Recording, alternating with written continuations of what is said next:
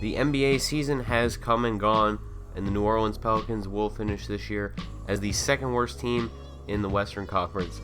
Now, it doesn't show this final game having been simulated yet, but we would lose it, and we did not win any of our last 5 games as we finished the year at 28-53. And in a move that would not surprise anybody in the world, Russell Westbrook was named the NBA MVP. Ben Simmons ended up winning Rookie of the Year. As we'll show later, Buddy Hield finished 3rd in the voting. Ricky Rubio, 6th Man of the Year, averaging 9 and 7 off of the bench. And DeAndre Jordan, Defensive Player of the Year. And Kyle O'Quinn was named Most Improved Player, averaging 8 and 9 this season with 3 assists. And Steve Kerr was Coach of the Year as the Golden State Warriors went 65 and 17, their 3rd consecutive 65-plus win season. And despite being the 3rd leading scorer in the league this year, Kyle Lowry is named the All-NBA First Team guard over Steph Curry. Very surprising move, but other than that, not very surprising. Additions to the All-NBA teams this year. All-Defensive First Team was a very strange team. It's weird to see LeBron on there. And somehow, Draymond Green only made the 2nd team, and Kawhi Leonard didn't make either team at all. All-Rookie First Team, you can see Buddy Hield did finish 3rd in Rookie of the Year voting behind Simmons and Ingram, so that's still a pretty good finish right there. As you can see, I actually went back to highlight it again. So, and the 2nd team was actually pretty good as well, though it was weird that Joel Embiid was classed as a rookie, because in past games, if you had been drafted beforehand, you wouldn't be classified as a rookie, even if you were just now playing in the league. And you can see the playoff tree in the background as I was talking right there, and we're going to now sim through the playoffs, as there were a lot of weird matchups and intriguing matchups, I thought. But the Cleveland Cavaliers sweep the Golden State Warriors in the finals. The Warriors don't even win one game. It was a sweep by the Cleveland Cavaliers, so congratulations to them on their 2nd consecutive NBA Finals championship. LeBron is Finals MVP. Great numbers, not exactly as good as this last Finals appearance, but he did only average 35 minutes a game instead of the 42 that he played in this Finals in 2016, but nonetheless excellent numbers. Now let's move on to the offseason. We got a few things to deal with. We got Kevin Garnett, Paul Pierce, Dirk retiring, and then a few role players down here, as well as Manu Ginobili. Quite a few big names leaving the league, but also a few names that we've been expecting for a few years now. I was surprised to see a couple names on here. I didn't think Caron Butler was going to retire, and Lou Amundsen was pretty young still. He was only 34, but the rest was not a very surprising crop of retirees. And as you might expect, KG, Paul Pierce, and Dirk were the only 3 Hall of Famers out of that group. I was surprised actually a little bit to not see Manu Ginobili, but it was not all that much of a surprise. And also that group plus Manu Ginobili are going to be getting their jerseys numbered by their respective franchises, so congratulations to them on great careers. So one of the new features in MyLeague and MyGM this year is owner meetings, and this is the result of the owner meetings. I went through this before, and it actually lets you override different things, or approve things that you might like, or say no to things that they approve that you might not like.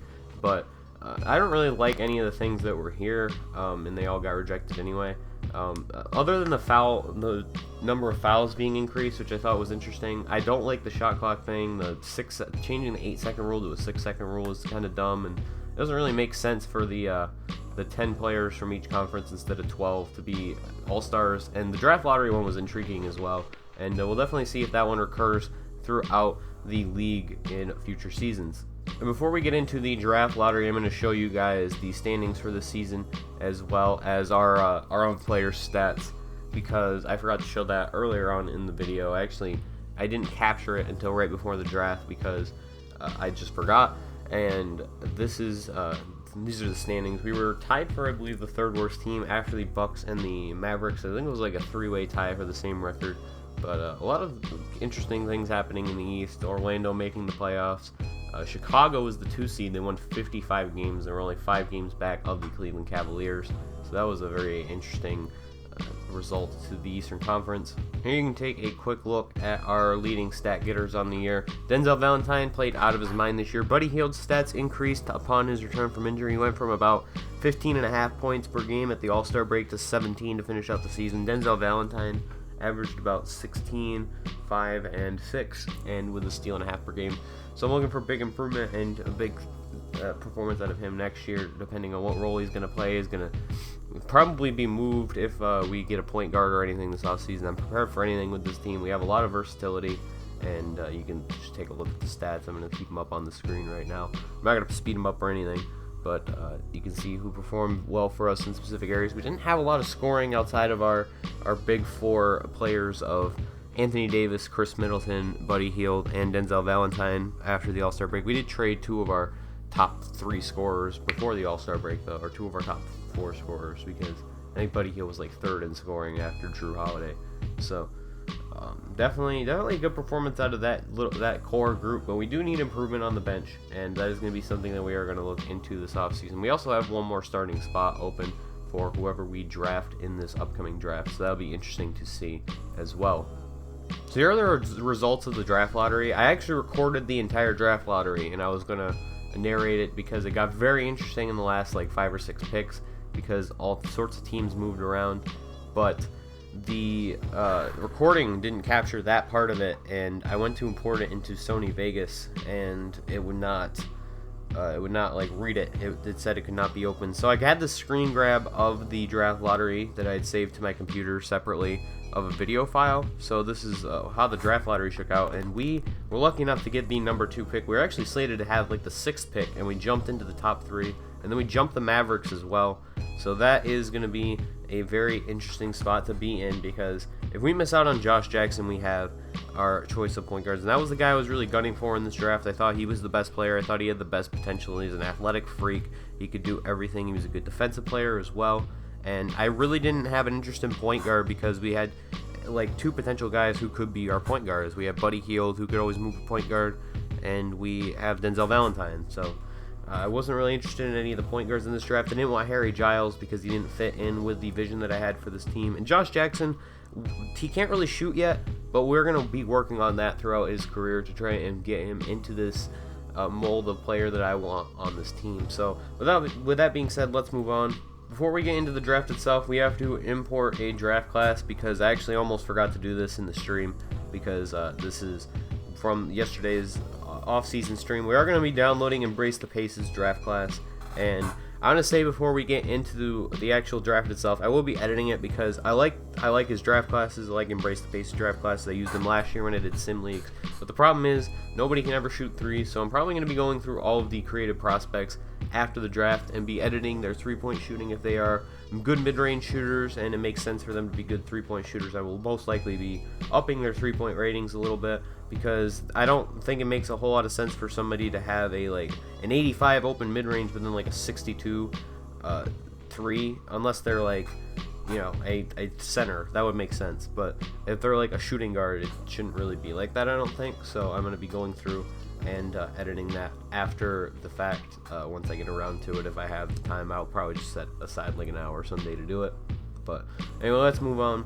We are going to go ahead and fire Alvin Gentry. I really like the coach pool this year, particularly Rick Carlisle, who I was going hard after. There were a couple other guys like Tyronn Lue, who I was interested in as well. And I took quite a bit of time looking at assistant coaches. There were a few different options, and eventually this is the one that I settled on.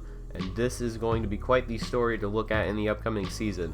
We are going to be reuniting Rick Carlisle and Dirk Nowitzki, as Dirk Nowitzki is going to be offered the assistant coach job for the New Orleans Pelicans, and I offered him a little bit more money. He didn't have the greatest stats in the world, but I thought just for story purposes, and since he had actually pretty good defensive ratings, it was just a B-.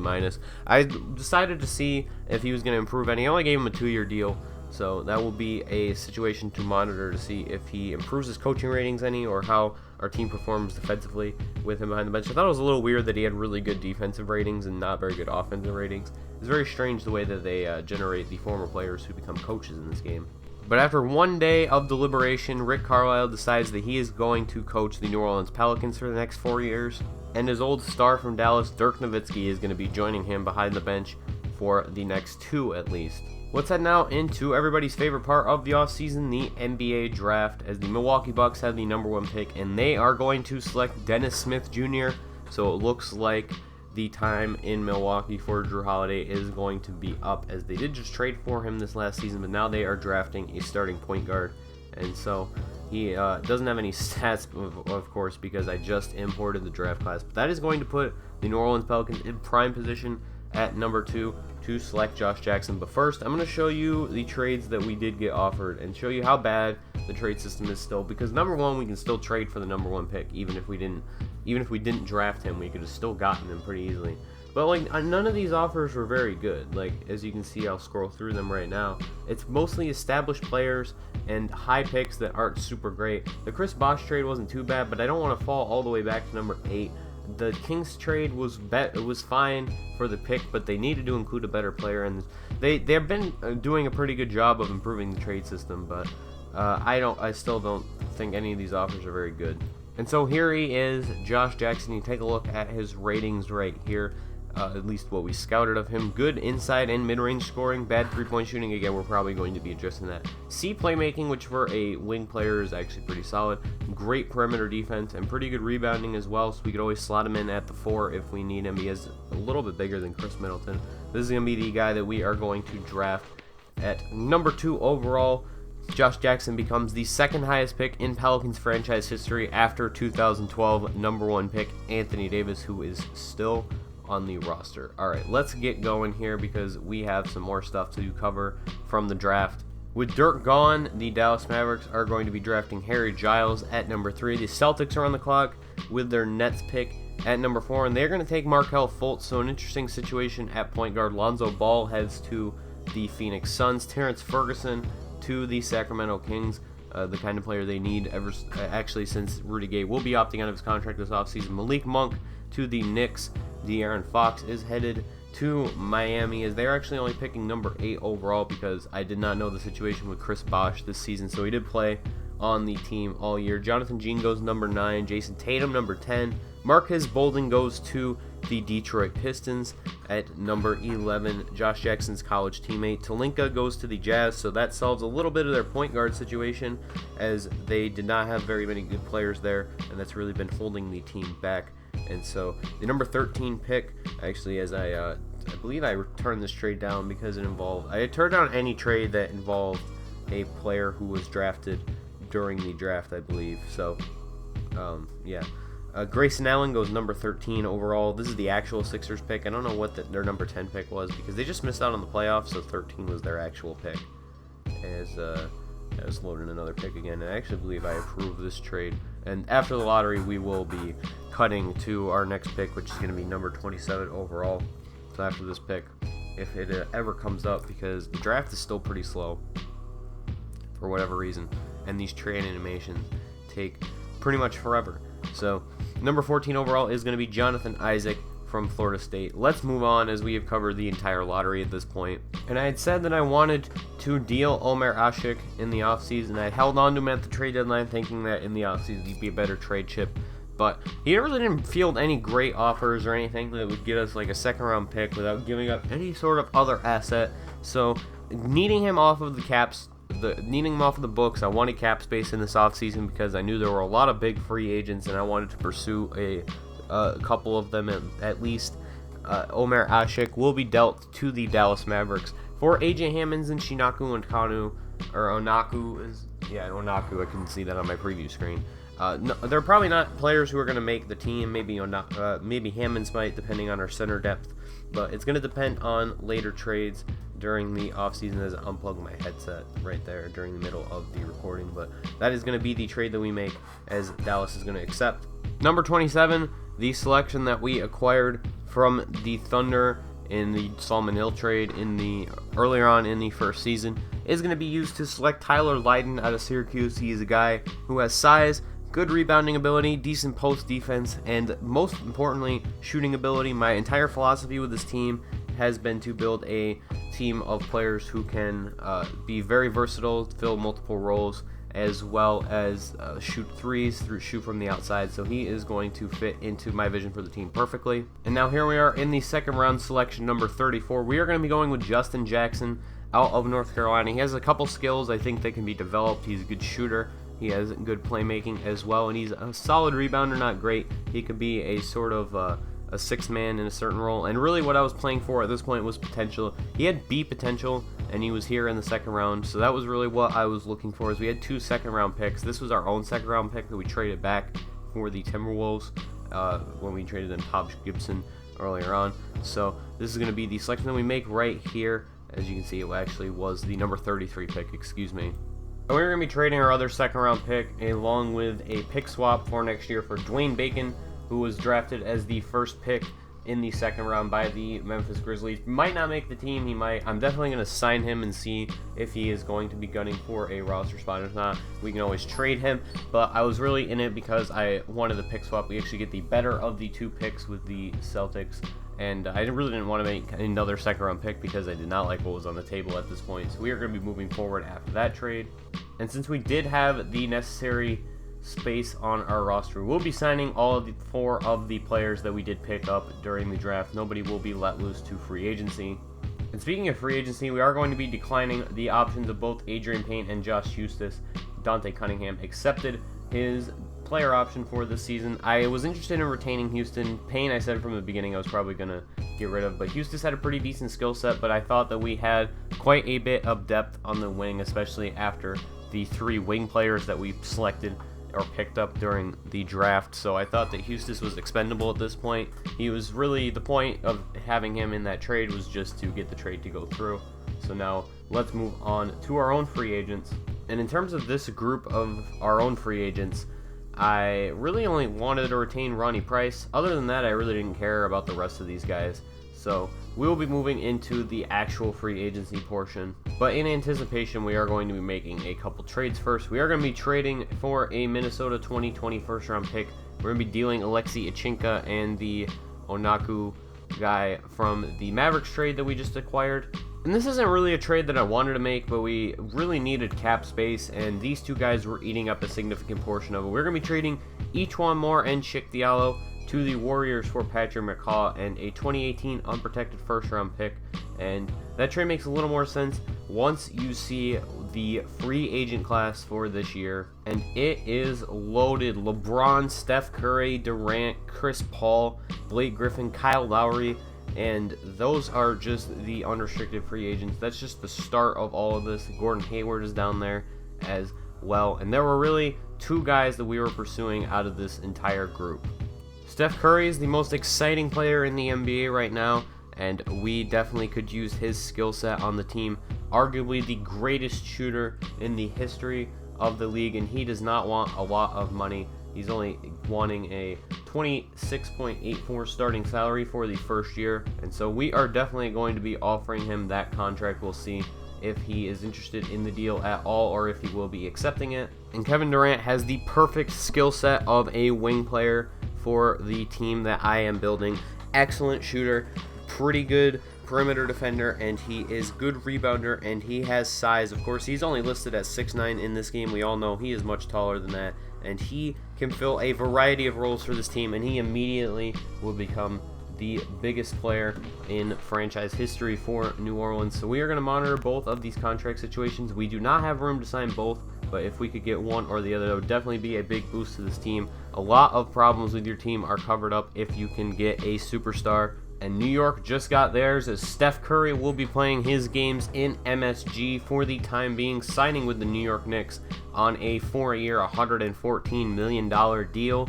We will continue to monitor the Kevin Durant situation and give you updates throughout free agency.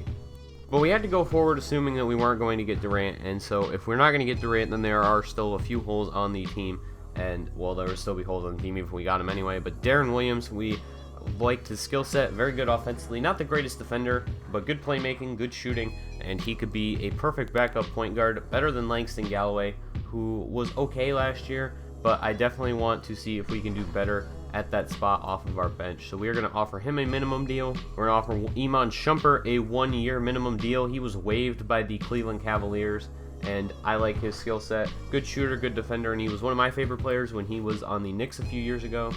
Here, a quick update on the Kevin Durant situation. It is the Pelicans and the Nuggets, with no other teams offering him any deals. It is a very interesting situation, as the other teams must not have cap space or the interest in Kevin Durant, which is very strange considering he is one of the best players in the NBA. It's coming down to 2 Western Conference, pretty much non-contenders, a very strange free agent race. Back to free agency, Maurice Spates, one of my favorite role players in the league. A big guy, rebounds, shoots, and plays a little bit of defense. Like his skill set, 2-year minimum deal we are going to offer him, as he did opt out of his Clippers deal this last offseason. A big who can stretch the floor. He's kind of what I envision in Tyler Lydon, but we do want a man to play in front of him while he develops his skill set on the bench, as Maurice Spates will probably be a bench player too, but he will be soaking up a majority of the minutes as a backup power forward center hybrid.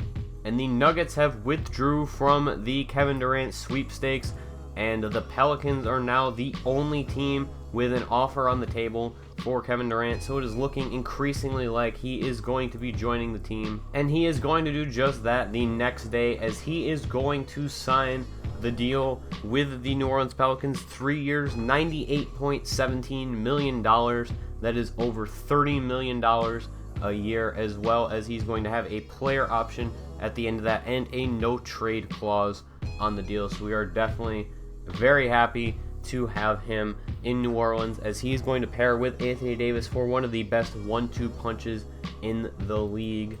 You saw Iman Shumpert signed also, as well as on the same day as Kevin Durant, and Darren Williams signed earlier. I forgot to give footage of that, but Maurice Spates is going to sign his deal right here, and that is going to complete free agency for the Pelicans. And now we have to make a couple of trades, because I did not realize that we didn't have much roster space after acquiring 4 rookies. We did make quite a few moves in free agency, but we are going to have to make a couple trades for deeper down roster players to be gone. I didn't want to waive them. I wanted to acquire something for them. So we're going to be trading Patrick McCaw for Houston's unprotected second-round pick. And we are going to trade Dwayne Bacon for 2 second-round picks, both of which are parts of pick swaps where we would acquire the worst of the 2 picks in these trades. Again, I didn't really want to get rid of these players. I wanted to see if they would develop into anything, but unfortunately the amount of roster space and the fact that we are suddenly a contender and we needed all these rotation players, it became increasingly hard to justify roster spots for players who were not really going to get any playing time or provide any use to the team. And that's really why NBA, like 2K, needs to bring back the D-League in the game, because I could have just sent these guys down to the D-League and seen if they developed at all. I could have sent like Tyler Lydon down to the D-League, because he is not going to really be getting any playing time on the team this year. We'll see the rotations in just a moment, but they really need to bring back the D-League for situations like this, where you have players that you want to keep, you want to potentially develop, but you don't have space on your main roster for. I don't know why they ever got rid of it, but they really need to do something about that situation. Anyway, this video has gone on long enough, as we have had quite the busy offseason. This is what our rotation is going to look like. I put Buddy Hield in the point guard spot, as we have like 4 people who can who can bring the ball up the court, so it really doesn't matter where we play them. I wanted to get Middleton in the lineup, I wanted to get Josh Jackson in the lineup, and I wanted to get Kevin Durant in the lineup as well. We did look into trading Chris Middleton and a couple of different options with our team, but we decided to keep it as currently composed. We have Denzel Valentine coming off the bench as like a super 6-man right behind Maurice Spates, who is getting about 20 minutes a game, as he is going to be spelling Kevin Durant and Anthony Davis. He's going to be playing alongside one of those two probably at all times, probably power forward when Anthony Davis is in, and center when Kevin Durant is in, at least when I play games, which is such a little amount of the time. But I'm going to go through and I'm going to do the rotation timeline thing. I'm going to show you guys what that looks like next episode. This is just a tentative rotation and how I plan to divide up all of these minutes. And here you can see the back half of our rotation, including our 2 reserve players. And we have an incredibly deep team this year, so players like Langston Galloway and Darren Williams, who aren't even really that bad of players, won't really be getting any playing time. We needed to give time to Tyler Lydon, and I wanted AJ Hammonds to get some time as well to see if he would develop. I don't know what his potential is at all, but I know Lydon has pretty good potential, so I wanted to give him some time to develop. And we got Justin Jackson in the reserves right now. I want to try and figure out a way to get him some playing time. Again, it is going to depend on a lot of different factors, and I'm going to go through and make a custom rotation chart anyway in the rotation timeline, and I'll show you guys what that looks like in the next episode, because that is probably going to take quite a long time. So thanks for watching, everyone. I hope you enjoyed this offseason. Let me know what you think of the moves down below. Leave a like and subscribe if you want more of this Pelicans MyLeague in your feed. It is very nice to have as much support as I've had over the last month. I think we're like plus 50 in the last 28 days, which is an incredible month of growth for my channel. It's by far the biggest month of growth in the history of my channel. So that's going to do it. Thank you guys for all the support. Thank you guys for watching this video. Stay tuned for more Pelicans My League in NBA 2K17.